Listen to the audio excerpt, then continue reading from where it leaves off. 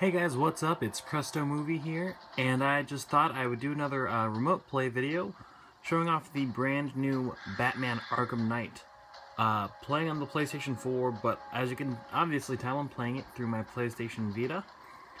So let's walk through how it plays. So overall, this game, I've been playing it mostly on my PlayStation 4 and very little on my Vita. For the most part, it plays very well. All the controls are the exact same as they are on the PS4, on the DualShock 4. So X is run and dive and glide. And then R2, a lot of games will remap the buttons to the triggers, to the only two physical triggers on the Vita.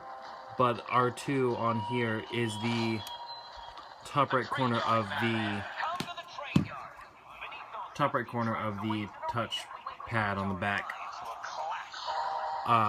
Like I said earlier, a lot of games will remap those controls, the R2 controls, to the R2 and L2 to the triggers right here.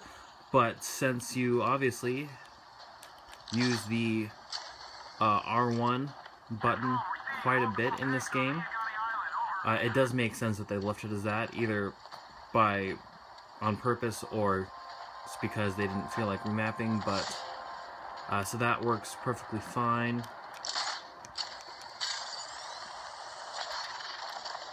It's very easy to play, especially since this is a third-person game. I do have a little bit of an issue with first-person and even third-person shooters on the Vita.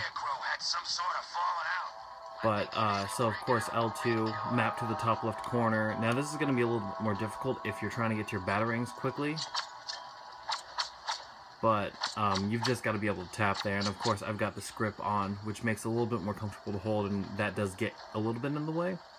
And then the bottom left corner, if I can tap it properly, there we go.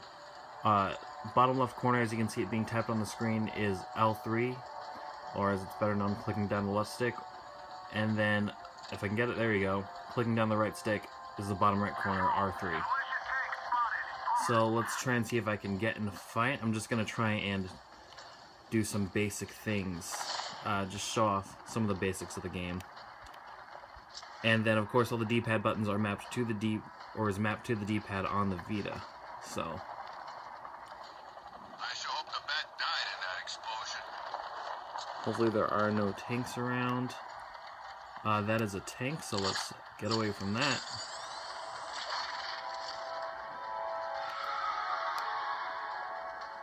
Now this is a few hours into the game, but, oops, and well, there you go.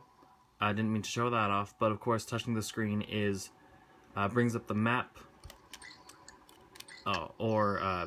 brings up the purpose of the front touchpad on the DualShock 4. So let's get back to gliding. I'm a few hours into the game, but don't worry, I don't think there will be any spoilers in here. I'm not going to do any story missions. I'm just going to try and run around, fight some thugs, and probably bust out the Batmobile. Actually, let's go and do that with all these tanks around. Alright, and here comes the Batmobile, I think, eventually.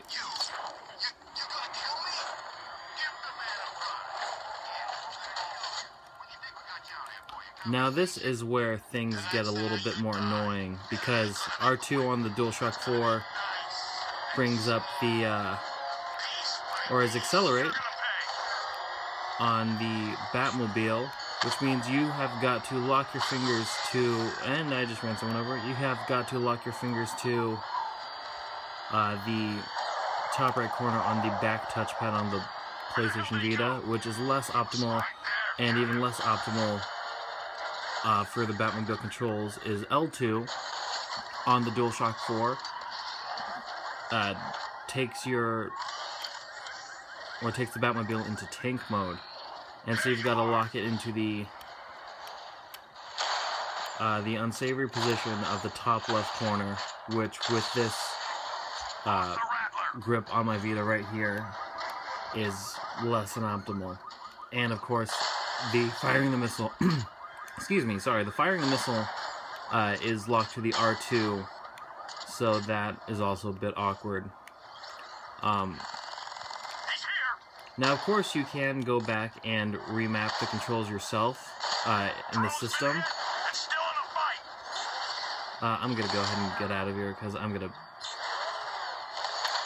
Batmobile's under attack. I need to get back there. I'm just gonna leave the Batmobile there for now. I mean, it'll be fine, right? It's not gonna be fine. All right, I'll go back to it.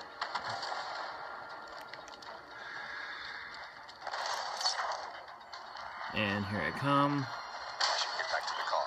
It's under attack. And oh, and there I go. Well.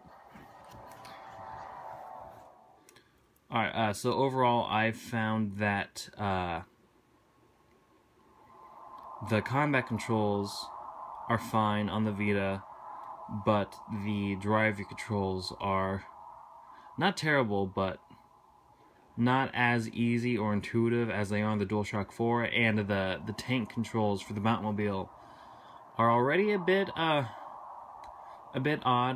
It's just a lot of strafing when you're in the tank, and I can't imagine playing on the Vita is going to make that any easier when it comes to that. Alright, let's see if I could find some thugs and get into a fight without a tank around. You know, there's a bunch over here. I have no idea where these tanks are going. Alright, well, I'll just head over here. There's a bunch of them over there. So we'll show off some combat.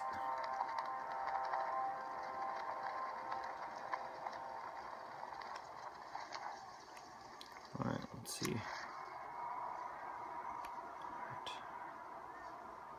There's a line of tanks coming down.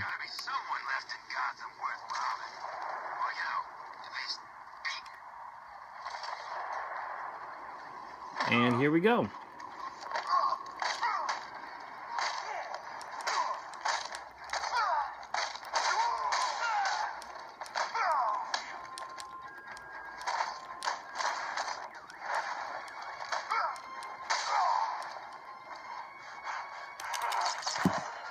Oh, see, and that does up, and I pulled up the Batmobile by accident. But, well, let's hop out of that and get back into the fight. Because in this game, one of the new fighting techniques that the thugs have is they can charge you and tackle you, and if you tap the... alright, time to get out of here. If you tap the L2 button repeatedly, you can stun them on their way over before they get to you, but as you saw, that's a bit difficult using the touchpad.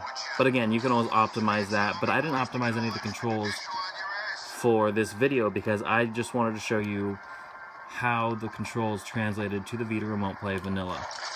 And obviously Rocksteady, the developers, didn't really do any tailoring to the controls to the Vita, but again, I mean, it will, obviously they could have switched up R2 and R1 for the tank controls for the Batmobile, but I don't know how difficult that would be, or on their end, to switch up those controls on the fly for small segments for when you're in the Batmobile, when you bring it up, and then switching them back when you go back. But, alright, so I'm just going to play a little bit more and stop talking. Unless something else of note comes up, but,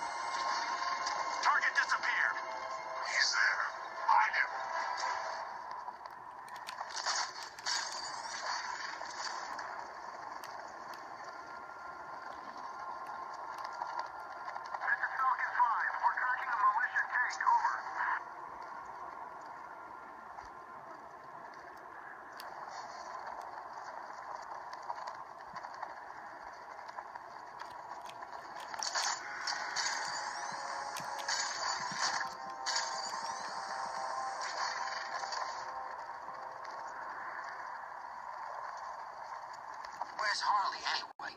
She just vanished after Arkham City shut down.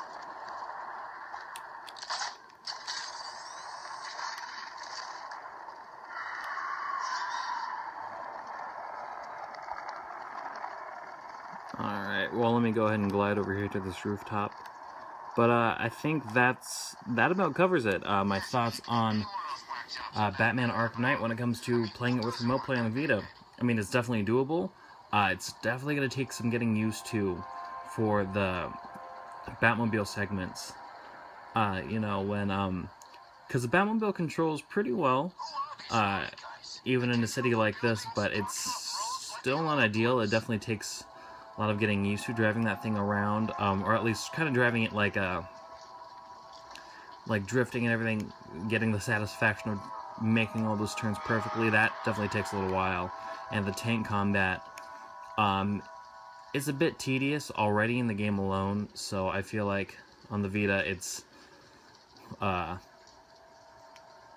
it becomes annoying a little bit. But yeah, overall it's still fun. You can still explore the city, and doing normal missions, especially traversing through buildings and figuring out puzzles, works fine. But yeah, so that is Batman Arkham Knight for the PlayStation 4, being played remotely with remote play on the PlayStation Vita. Alright, thanks a lot for watching, guys, and have a great day.